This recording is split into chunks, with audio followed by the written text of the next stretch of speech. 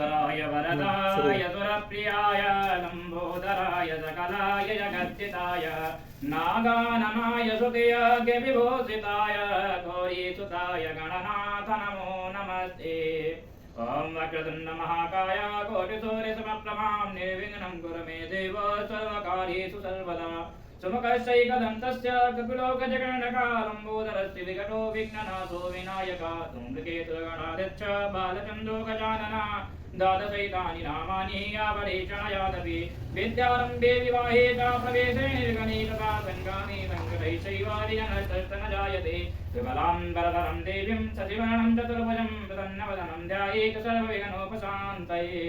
ॐ तदेव लगनं सुदिनं तदेव ताराबलं चन्द्रबलं तदेव विद्याबलं देवबलं तदेव लक्ष्मीपते ते गृहं स्मरामि।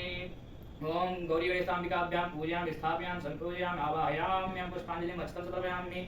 देखिए गौरी गणेश लक्ष्मी मुख में चढ़ा दें। गौरी गणेश लक्ष्मी ओम कलशस्य मुखे विष्णु कंठे रुद्रसमासितां मूले तस्यतो रंभा मध्ये मातृहस्ता कुक्षोत्सागरा सर्वे सप्तदेवता सुंदरा ऋग्वेदो यजुर्वेदो सामवेदो यजनवरा अंगैः सर्वे कल संतु समासिता गायत्री सावित्री शांति पुष्टिकरीता सर्वे समुद्रा सरितार्थे जलदादा आयान्तु वरदा देवी दुरितक्षयकार का गंगे यमुने चैव गोदावरी सरस्वती नर्मदे सिंधु कावेरी जलेस्मिन् सन्निधिं कुरु। कलश देवताभ्यो पुष्पांजलिं अक्षतं समर्पयामि स्थापयामि संपूजयामि। कलश देवता पर चढ़ाएं। आये त्रिपुरान्तकाये बालो शशि भूमिसुतो बुधश्च गुरुश्च शुक्रः शनि राहु केतवः सर्वे ग्रहाः शान्तिकराः भवन्तु। ओम नवग्रहाधिपताभ्यो पुष्पांजलिं अक्षतं समर्पयामि आवाहयामि संपूजयामि। शान्ताकारं भुजगशयनं पद्मनाभं सुरेशं विश्वाधारं गगनसदृशं मेघवर्णं शुभांगं लक्ष्मीकान्तं कमलनयनं योगवेद्यानगम्यं वन्दे विष्णुं भवभयहरं सर्वलोकैकनाथनं। श्री शालिग्रामदेवता पुष्पांजलिं अक्षतं समर्पयामि। ओम स्थापयामि संपूजयामि। यहाँ पे बंद भैया की चल रही है तो वो मजा आता है घटना के कोई बात नहीं ठीक है। संवर्धतापद ब्रह्म भूमि दिशा श्रोता तथा लोकान कल्पयन्ना इंद्रो रदतवा स्वस्तेन पूगा विश्ववेदा स्वस्तेन स्तारच्यो अरिष्टनेमि स्वस्तिर्नो बृहस्पतिर्दधातु प्रग्रस्वामरुतामस्मिन्नमातरः शुभं यावानो विजते सुजगन्मयः अग्निर्युवामरवासूर्यजतसो विश्वैनो देवा वसागमन्ये वरं गणेभ्यः।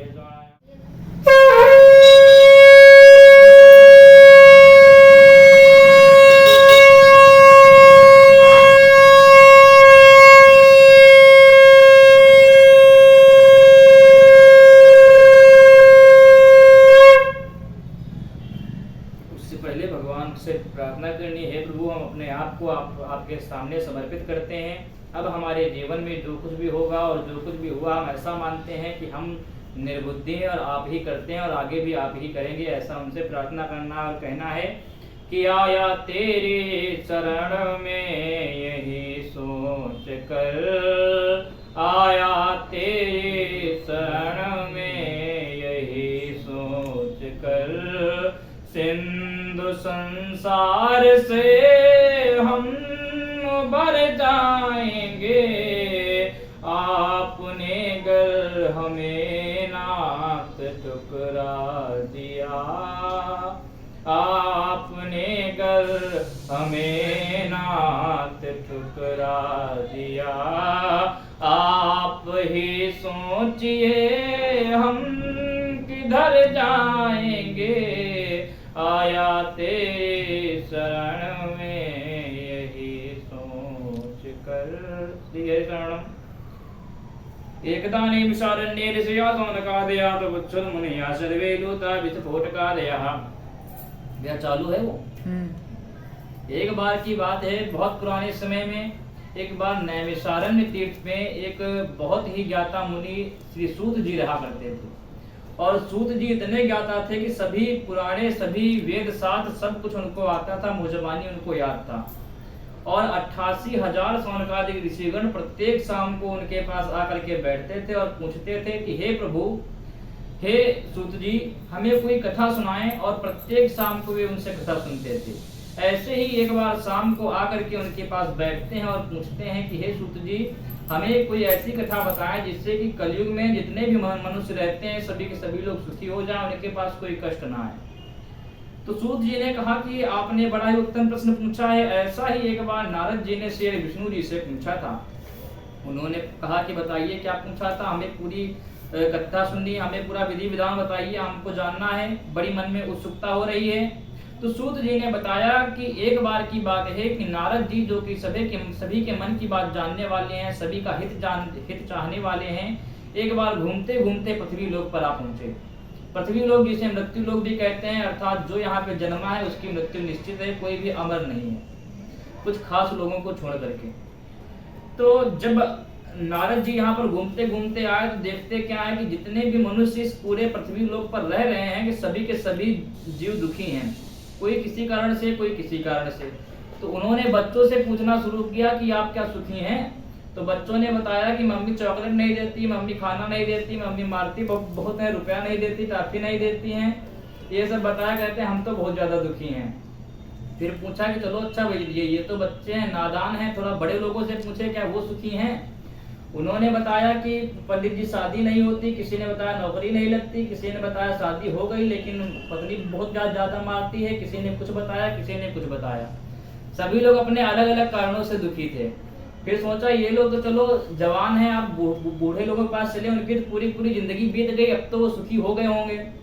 तो उनके पास जाते हैं तो कहते हैं हम तो और ज्यादा दुखी हैं। उन्होंने कहा क्यों? कह लेंगे ये केस चल रहा, वो केस चल रहा, कहीं बच्चे नहीं किसी के थे, कहीं कुछ नहीं था, कोई बहुत ज्यादा गरीब था, कोई बहुत अमीर था। किसी ने बताया कि बच्चे हैं तो बहुएं अंदर बना के पकौड़ियाँ खाती, हमको रूखी सूखी रोटी जो है बाहर दे देती हैं, हमको घर के अंदर नहीं जाने देती हैं।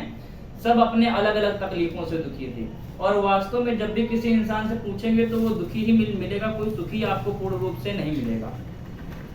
तो जब इतने सारे तरीकों से देखा कि सब लोग दुखी हैं तो नारद जी बहुत परेशान हुए और श्री वैकुंठ लोक को चले गए, जहाँ पर जा करके देखते क्या है कि सामने श्री नारायण जी बैठे हुए हैं, शेषनाग की सैया पर विराजमान है, बगल में लक्ष्मी जी बैठी हुई हैं और गले में बनमाला पड़ा हुआ है, मस्तक पर चंदन लगा हुआ है, हाथ में शंख चक्र गदा से सुशोभित हैं। ऐसा सुंदर और मनमोहक रूप देख करके नारद जी नतमस्तक होकर बारंबार प्रणाम करने लगे। जैसे उन्होंने प्रणाम किया तुरंत नारायण जी समझ गए इनके मन में अवश्य कोई प्रश्न है। उन्होंने पूछा बताइए क्या मन में है आपके प्रश्न में? तो वे बताते हैं कि मैं पृथ्वी लोक पर गया था, वहाँ ऐसी बात है, कोई सुखी नहीं है, कोई सुखी होने का कोई उपाय हो तो बताइए। तो नारायण जी ने बताया कि सत्यनारायण भगवान का पूजन करने से इंसान सभी तरीके से सुखी हो जाता है, सभी पापों से छूट जाता है। जब तक वहां रहता ही रहता है, फिर तो अंत काल में वैकुंठ लोक को पाता है, जहां पर देवता लोग भी आने के लिए तरसते हैं। नारद जी ने कहा कि क्या वास्तव में सिर्फ इतना सा उपाय करने से मनुष्य सभी पापों से छूट करके वैकुंठ को प्राप्त हो जाएगा? क्या वास्तव में वह इससे सुखी हो जाएगा? तो नारायण जी ने कहा नहीं। तो उन्होंने कहा तो फिर क्या उपाय है? तो नारायण जी ने कहा सबसे पहले तो उसको झूठ बोलना छोड़ना पड़ेगा, और अगर झूठ बोलता भी है तब भी उसको संतुष्ट रहना बहुत आवश्यक है, क्योंकि बिना झूठ बोले कोई रह नहीं पाता है, लेकिन फिर भी उसको संतुष्ट बहुत आवश्यक है। अगर वह संतुष्ट नहीं है तो वह सुखी नहीं हो पाएगा। तो ऐसा पूरा विधि विधान जाना, पूछा कि कब करना चाहिए इस कथा को, क्या उपाय है? तो भगवान विष्णु जी बताते हैं कि इसको जो है किसी भी दिन कर सकते हैं, कोई किसी भी समय कर सकते हैं, कोई दिन निश्चित नहीं है, कोई भी इसका महीना निश्चित नहीं, कोई साल निश्चित नहीं है कि आप इतने वर्ष पे करोगे, इतने वर्ष पे नहीं कर सकते, किसी भी दिन। लेकिन लोग इसको पूर्णिमा के दिन करना उचित मानते हैं, ज्यादा इसको अच्छा मानते हैं, सिर्फ और सिर्फ इसलिए कि पूर्णिमा के दिन जो होता है महासागर कई फीट ऊपर तक उछल जाता है, और क्योंकि जल को ऊपर खींचता है इसलिए जो कि हमारा शरीर है यह 75% पानी से बना हुआ है, तो इसमें भी खिंचाव लगता है। और पूर्णिमा के दिन जो भी भाव आपके अंदर होता है उसको 100 गुना तक बढ़ा करके ज्यादा कर देता है। तो अगर आपके मन में पूर्णिमा के दिन थोड़ी सी भक्ति होती है तो वह कई गुना बढ़ा करके उसको बहुत ज्यादा आपके सामने प्रस्तुत करता है, और जितनी ज्यादा आपके अंदर भक्ति होगी, श्रद्धा होगी, भगवान उतना ज्यादा फल देते हैं। तो ऐसा नहीं कि पूर्णिमा के दिन सिर्फ पूजा करना ही अच्छा फलदायक है, अगर पूर्णिमा के दिन आप चोरी करना चाहते हैं तब भी आपके लिए बहुत अच्छा दिन है। पूर्णिमा के दिन आप पढ़ाई करना चाहते हैं तब भी बहुत अच्छा दिन है। जो कुछ भी करना चाहते हैं बहुत अच्छा दिन है। इस श्री स्कंद पुराणे रेवाखंडी प्रथमो अध्याय संपूर्णम। बोल श्री सत्यनारायण भगवान की जय।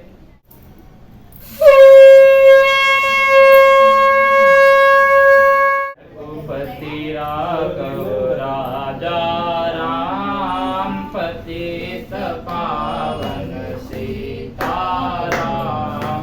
रघुपति राघव राजा राम पतित पावन सीताराम। ईश्वर अल्लाह तेरो नाम सबको सम्मति दे भगवान। जो रघुपति राघव राजा राम पतित पावन सीताराम। जो रघुपति राघव राजा राम पतित पावन सीताराम।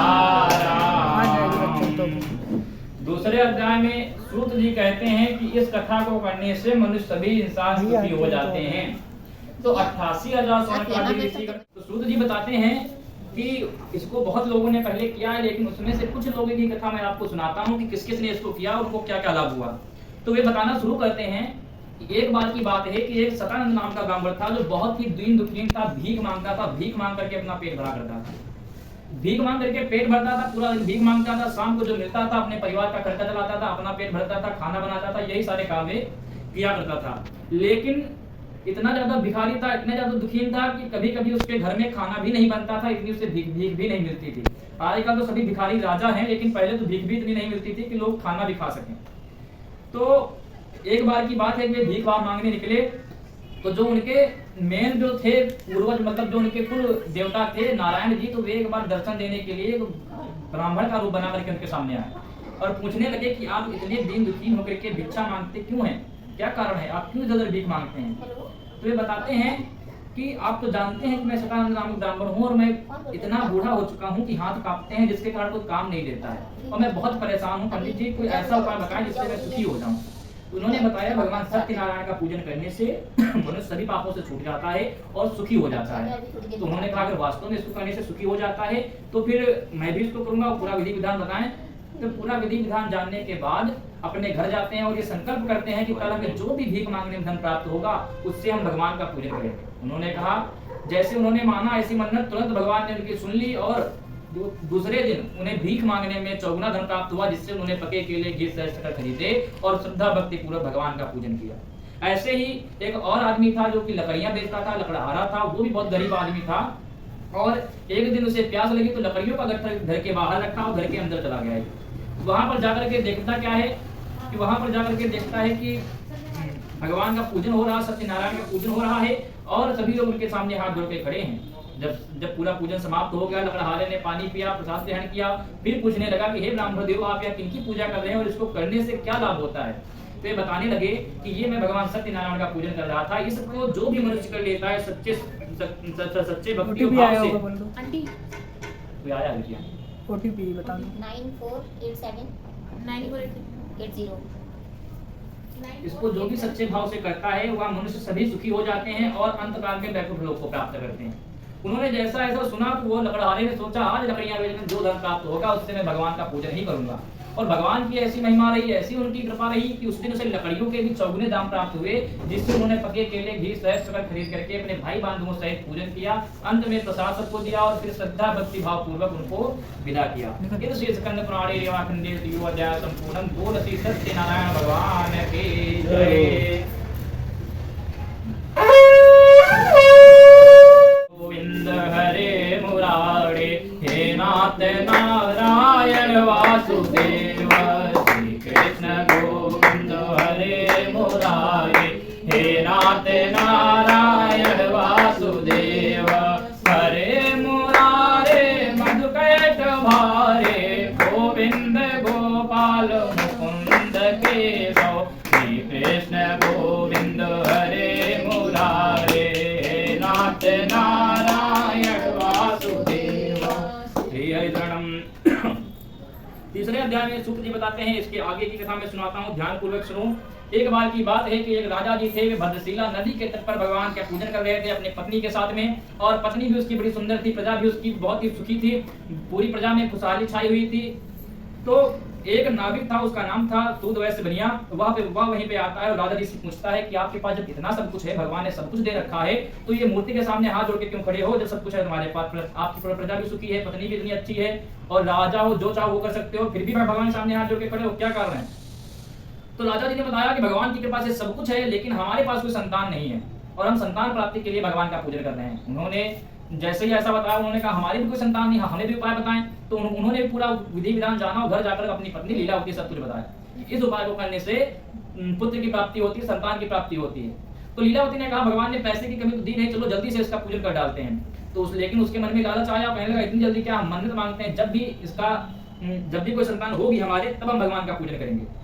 लीलावती ने ऐसा कहा तो मान गया, लीलावती मान गई कि ठीक है, जब संतान होगी तब कर लीजिएगा। भगवान की ऐसी कृपा रही कि भगवान की कृपा से उसकी जो पत्नी थी वह गर्भवती हो गई। 10वें महीना में एक सुंदर कन्या को जन्म दिया, जो कि चंद्र की कला की भांति बढ़ने लगी, इसीलिए उसका नाम कलावती रखा गया।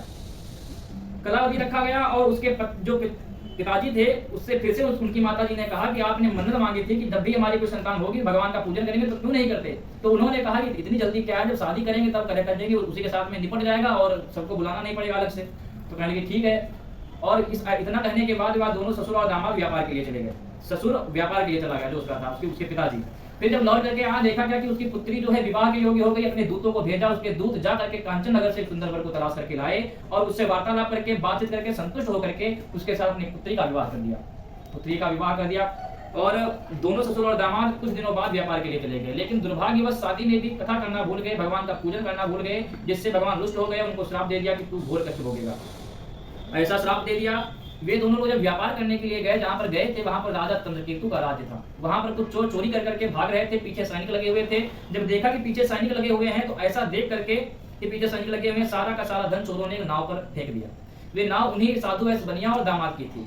जब सैनिकों ने देखा कि इनके नाव पर सारा धन बरामद हुआ है, उन्हीं लोगों को पकड़ करके ले गए और राजा जी के सामने प्रस्तुत किया और बोलने लगे कि लगता है कि इन्होंने ये सारा धन चुराया है और भी इनके नाव से बहुत सारा धन मिला है। लगता है कि आपके राज्य में बहुत सारी वारदातें होने की हैं। राजा जी ने भी उनकी कोई बात नहीं सुनी, उनको कारावास में डाल दिया। भगवान गुरु दुष्ट थे ही, तो उनकी जो पत्नी और पुत्री थी लीलावती कलावती, उनके घर में जितना धन था सारा का सारा चोर चुरा ले गए। और चोर चुराने के बाद उनकी ऐसी हालत हो गई कि वे खाने के लिए, दाना के लिए मोहताज हो गई और भीख मांगना उनको पड़ा। भीख मांगते मांगते एक दिन की बात है कि जो कलावती थी वह एक ब्राह्मण के घर गई हुई थी भीख मांगने। वहां पर देखा पूजन हो रहा है, तो प्रसाद के ग्रहण करने की आशा में बैठी रही, पूरी कथा सुनी और देर रात को घर आई। उसकी माता ने पूछा कि तुम्हारे पिताजी घर पे नहीं है, तुम्हारे पति भी घर पर नहीं है और तुम इतनी देर रात को घर आ रही हो, तुम चाहती क्या हो, तुम्हारा क्या उद्देश्य है, हमें पूरा विधिवत बताओ। तो उन्होंने कहा कि माता जी जैसा आप सोच रही हो ऐसा कुछ नहीं है, बस हम एक ब्राह्मण के घर में थे, वहां पे सत्यनारायण भगवान की कथा हो रही थी, तो वहां पे उसको कथा करने से जो भी इसको करता है सभी पापों से छूट जाता है। तुरंत उसकी माता को याद आ गया कि हमने भी मन्नत मांगी थी, शायद इसीलिए भगवान हमसे रुष्ट हैं।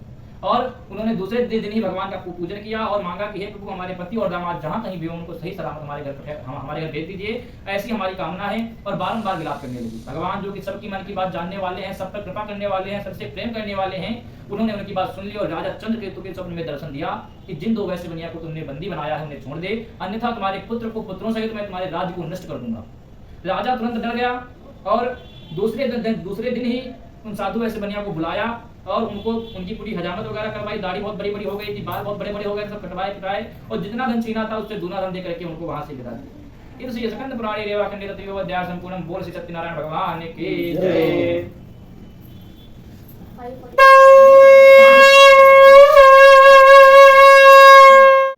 एक और कथा सुनाता हूँ, सुनो। वही जो साधु वैश्य बनिया जब वहां से निकले तो भगवान ने सोचा कि अब हमें इनकी परीक्षा लेनी चाहिए।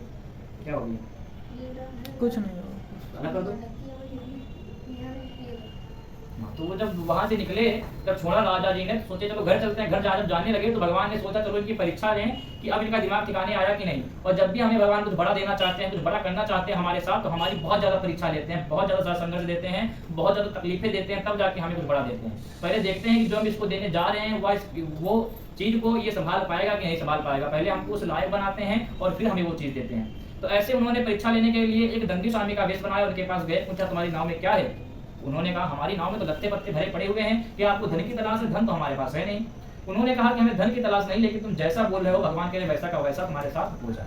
उन्होंने जब ऐसा कह दिया तो उन्होंने जब कपड़ा हटा करके देखा तो नाव में सारा धन की जगह जगह पे लत्ते पत्ते भरे पड़े थे। ऐसा देख करके वे दोनों मूर्छित हो गए। कुछ देर बाद जब उठे तो उन्हीं तक स्वामी जी के पास गए और बारंबार विलाप करने लगे, रोने लगे कि हे प्रभु, आपकी ही कृपा से ऐसा हुआ है, आपकी मोहमाया को ब्रह्मांड भी नहीं समझ सके, हम तो तुच्छ मानव हैं, कृपा करें और हमारे धन को जैसा था वैसा का वैसा कर दें। उन्होंने तथास्तु का वर देकर के अंतर्ध्यान हो गए। अंतर्ध्यान होने के बाद वे दोनों जब जाकर के देखते हैं जो जैसा धन था पहले वैसा का वैसा धन हो चुका था, और प्रसन्न पूर्वक वहीं पर भगवान का पूजन करते हैं। फिर अपने नगरी की ओर चलते हैं। नगरी की ओर चलते हैं तो दूतों को घर भेजते हैं कि जाओ घर में संदेश दे दो कि तुम्हारे पति और तुम्हारे दामाद वापस लौट आए। तो जब संदेश दिया तो वहां पर उनके घर में सत्यनारायण की पूजा हो रही थी। सत्यनारायण की पूजा के बीच में उन्होंने संदेश दिया तो उनकी माता जो लीलावती थी, तो माता जी ने कहा कि पुत्री तुम कथा को संपन्न करके आना, पूजा को पूरी करके आना, और मैं तुम्हारे पिताजी और तुम्हारे पति की आरती करने के लिए जा रही हूँ। उन्होंने कहा ठीक है। वे चली गई आरती करने के लिए, लेकिन पति तो कलावती का भी आ रहा था, उनसे भी रहा नहीं गया। बहुत जल्दी जल्दी में पूजा की और अंत में प्रसाद ग्रहण करना भूल गई, प्रसाद खाना भूल गई, और जिसके कारण भगवान रुष्ट हो गए। उनके पति को नाव सहित उसी नदी में डुबो दिया। जब वह वहां पर पहुंची, विलाप करने लगी, उन्हीं के खड़ाओं के साथ उसी में सती होने के बारे में सोचने लगी। तो साधु वैसे बनिया होने लगा कि प्रभु बुढ़ापे में एक कन्या दी थी और यह भी इनके साथ सती होने जा रही है। त्राहि मां शरणं गता, कृपा करें प्रभु, कृपा करें, मैं बहुत परेशान हूँ। भगवान जो कि सबकी बात सुनने वाले हैं, अगर आप भगवान को सच्चे मन से भगवान का ध्यान कर लें, प्रभु हमको ये चीज चाहिए, तो पूरी ब्रह्मांड की शक्तियां उस चीज में लग जाती हैं कि आपको वो दिलाना ही दिलाना है। लेकिन आपके मन में निश्चल भाव होना चाहिए, सच्चे मन से आपको भगवान से मांगना है, भक्ति भाव पूर्वक। भगवान वो सारी चीजें आपको दे देंगे जो आपने उम्मीद भी नहीं की होगी, वो सारी चीजें आपको भगवान दे देंगे। बस समय का इंतजार करना चाहिए। तो भगवान ने आकाशवाणी की, तुम्हारी पुत्री ने मेरे प्रसाद का अनादर किया, यदि वापस जाए और मेरे प्रसाद को ग्रहण करे तो इसका पति जैसा था वैसा का वैसा हो जाएगा। उन्होंने आकाशवाणी करने के बाद भगवान अंतर ध्यान हो गए और पुत्री ने भी पूरी आकाशवाणी सुनी और घर जाकर के तुरंत प्रसाद ग्रहण किया। वापस आकर के देखती है तो उसका पति जैसा था वैसा का वैसा हो गया था, और वहीं पर अपने पिताजी, माताजी और अपने भाई बंधुओं सहित वहीं पर भगवान का पूजन किया और फिर घर की ओर चले गए। फिर और तब से प्रत्येक मास की पूर्णिमा के दिन उन्होंने भगवान का पूजन करना शुरू कर दिया। इस स्कंद पुराणी रेवा खंडित चतुर्थ अध्याय संपूर्ण। बोल श्री सत्यनारायण भगवान की जय।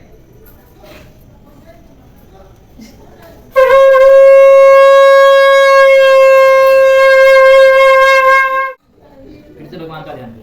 कहना है कि हरि नाम नहीं तो जीना क्या, हरि नाम नहीं तो जीना क्या, ये जी अमृत है हरि नाम जगत में, अमृत है हरि नाम जगत में, इसे छोड़ विषय विष पीना क्या, हरि नाम नहीं तो जीना क्या, हरि नाम नहीं तो जीना क्या। हरि भूषण से सब अंग सजावे, रसना पर हरि नाम न आवे, भूषण से सब अंग सजावे, रसना पर हरि नाम न आवे। अरे देह पड़ी रह जाए यहीं पर, देह पड़ी रह जाए यहीं पर, इसे छू तो कुंडल और नगीना क्या, हरि नाम नहीं तो जीना क्या, हरि नाम नहीं तो जीना क्या, हरि नाम नहीं तो जीना क्या, हरि नाम नहीं तो जीना क्या। पांचवें अध्याय में सूत जी कहते हैं, मैं एक और कथा आपको सुनाता हूँ, ध्यान पूर्वक सुनो। वे बताते हैं कि एक राजा जी थे, तो वे क्या किए, एक बार जंगल को गए, बहुत सारे जंगली जानवरों का शिकार किए, बहुत सारे जंगली सूरों को मार डाला, हिरण को मार डाला, शेर को मार डाला, और फिर एक पीपल के पेड़ के नीचे बैठ गए। वहां पर बैठने के बाद देखते क्या है कि कुछ यादव लोग जो है भगवान का पूजन कर रहे हैं, और यादव लोग जब पूजन कर रहे हैं तो घमंड वश की, वो तो यादव लोग हैं, कुछ लोग हैं, हम उनके पास नहीं जाएंगे। राजा जी वहां पर गए हैं, और जब यादव जी लोगों ने उनके पास प्रसाद रखा तो अहंकार वश ना तो उस प्रसाद को ग्रहण किया, ना उसको छुआ और अपने राज्य चले गए। तो भगवान उनसे रुष्ट हो गए, उनके राज्य में तहलका मच गया कि सूखा पड़ा, धीरे धीरे सूखा आ गया, और जो उनके 100 पुत्र थे, 100 पुत्र धीरे धीरे करके बीमार पड़ गए, और भी उनके राज्य में बहुत सारी बाधाएं आ गई। जितना धन था धीरे धीरे करके बहता चला जा रहा था, खर्च होता चला जा रहा था, आय का कोई साधन नहीं दिख रहा था, बहुत परेशान हो गए। तब उनके समझ में आया कि यार उन्हीं भगवान के कोप की वजह से हुआ है, वहीं चलना चाहिए। फिर वहीं जाते हैं, उन्हीं यादव जी लोगों के साथ मिल करके भगवान का पूजन करते हैं, और फिर अपने राज्य में वापस आते हैं तो देखते हैं कि उनका राज्य जैसा था वैसा का वैसा हो चुका था। उनकी पत्नी सभी ठीक हो गई थी, 10 पत्नियां थी, 100 पुत्र थे, सभी के सभी ठीक हो गए थे। राज्य में फिर से खुशहाली आ गई थी। करीब 10 पत्नियां,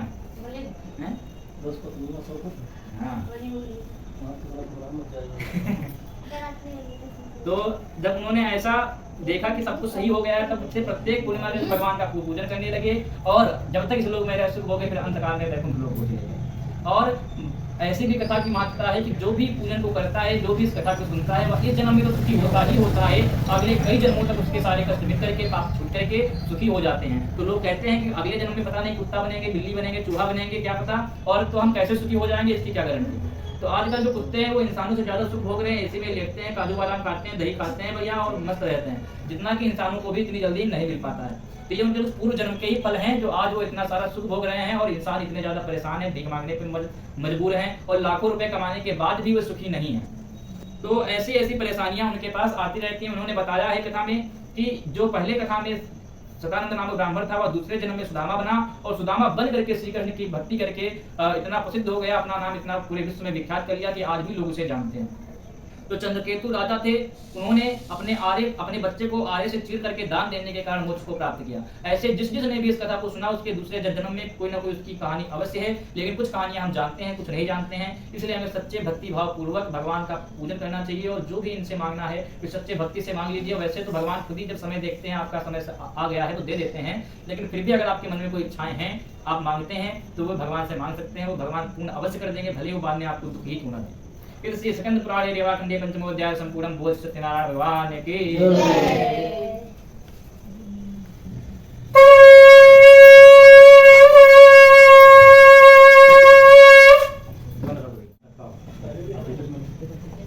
ओम भूगर्णाय नमः स्वाहा, भूगर्णाय नमः, ओम केशवाय नमः स्वाहा, ओम इंद्राय नमः स्वाहा, इंद्राय नमः, ओम वरुणाय नमः स्वाहा, वरुणाय नमः। इसको लोग घी में दूध में मिला डालो। ओम लक्ष्मी शंकर जी का चटनी संग करते हो। लक्ष्मी नारायणाभ्याम नमः स्वाहा, उमा महेश्वराभ्याम नमः स्वाहा, वाणीहिरण्यगर्भाभ्याम नमः स्वाहा, कुलदेवताभ्यो नमः स्वाहा, ब्रह्मांड देवताभ्यो नमः स्वाहा, ब्रह्म देवताभ्यो नमः स्वाहा, वरुण देवताभ्यो नमः स्वाहा, भूगर्णाय नमः स्वाहा, हिमनगराधिपतये नमः स्वाहा, कुलदेवताभ्यो नमः स्वाहा, ग्राम देवताभ्यो नमः स्वाहा, हनुमत देवताभ्यो नमः स्वाहा, ओम भूर्भुवस्वाहा सवितुर्वरेण्यं भर्गो देवस्य धीमहि धियो यो न प्रचोदयात् स्वाहा, ओम त्र्यंबकं यजामहे सुगन्धिं पुष्टिवर्धनं उर्वारुकमिव बन्धनाय मृत्युर्मूर्छयमामृता स्वाहा, ओम ततो युद्धा प्रशान्तं समरे चिन्तायितं स्वाहा, रामरमचाय तो दुष्टाय जय समपष्टं स्वाहा, देवते समागम्य दस्मिन् स्वाहा। नहीं जुबाना से सही करना। राम राम महाभाव सुनियं सनातनं स्वाहा, येन सर्वान् जन्मस्य समरेगेयसि स्वाहा, आदित्यहृदयं पुण्यं सर्वशत्रु विनाशनं स्वाहा, दयावाहं जपं नित्यमच्छयं परमं शिवं स्वाहा, सर्वमङ्गलमाङ्गल्यं सर्वपापनाशनं स्वाहा, चिन्तासुरकृतं नमायुर्वर्धनमुत्तमं स्वाहा, दुःखमन्त्रमुद्यन्तं देवासुरनमोदितं स्वाहा, उदयश्चागस्वन्तं भास्करं भुवनेश्वरं स्वाहा, सर्वदेवात्मको ओम जय जगदीश हरे।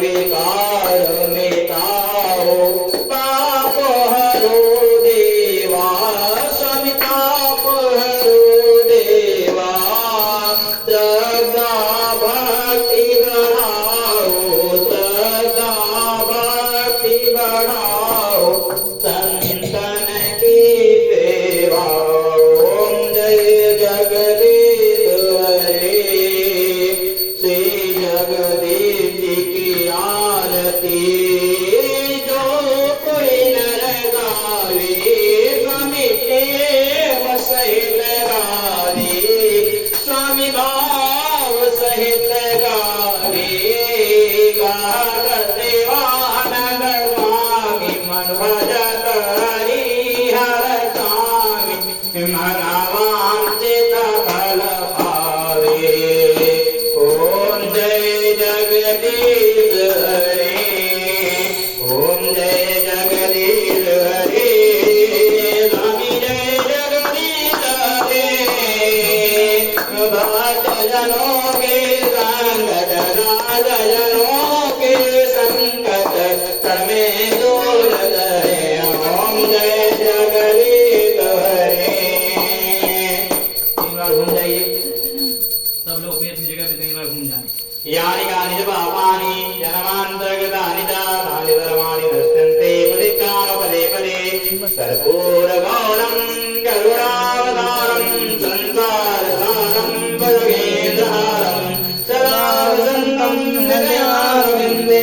भवं भवानी सहितं नमामि अपने अपने घर की सबका पीर और तुम्हें पीर सब घर की जय जय जय रघुवीर सियापति रामचंद्र की जय पवन सुत हनुमान की जय राधा कृष्ण भगवान की जय राधा वल्लभ श्री कृष्ण भगवान की जय हनुमान देवता की जय इंद्र देवता की जय वरुण देवता की जय वेद देवता की जय लक्ष्मी देवता की जय कुल देवता की जय माता पिता की जय अपने अपने गुरु की जय सभी देवी देवता की जय दुर्गे माता की जय श्री माता की जय आकाश देवता की जय बोल हर हर महादेव